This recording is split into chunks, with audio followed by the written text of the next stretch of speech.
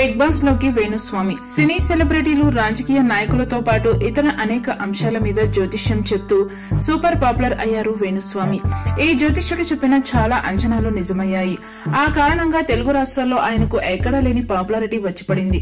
ఈ మధ్య వేణుస్వామి వైఎస్ జగన్ గెలుస్తారని చెప్పారు, కానీ అది జరగలేదు.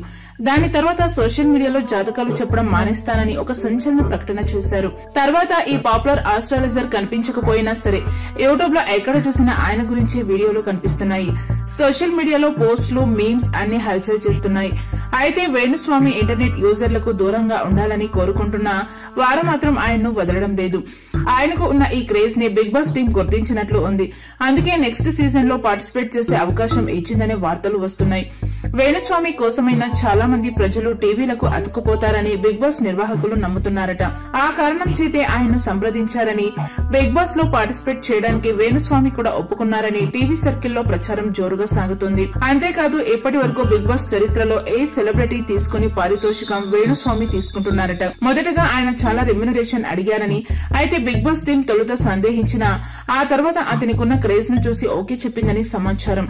మొత్తం మీద ఈసారి వేణుస్వామి బిగ్ బాస్ హౌస్ లో సందడి చేయబోతున్నారని తెలుస్తుంది. హౌస్ లో అడుగు పెట్టాక ఆయన ఇంకా ఎన్ని సంచలనాలు సృష్టిస్తారు, హౌస్ లో జరగబోయే విషయాలను ముందుగానే జాతకం ద్వారా తెలుసుకుని చెప్పగలరా అనేది ప్రస్తుతం ఆసక్తికర అంశంగా మారింది. వేణుస్వామి కాకుండా ఇంకా ఈసారి ఎవరెవరిని తీసుకుంటారనేది కూడా హాట్ టాపిక్ గా మారింది.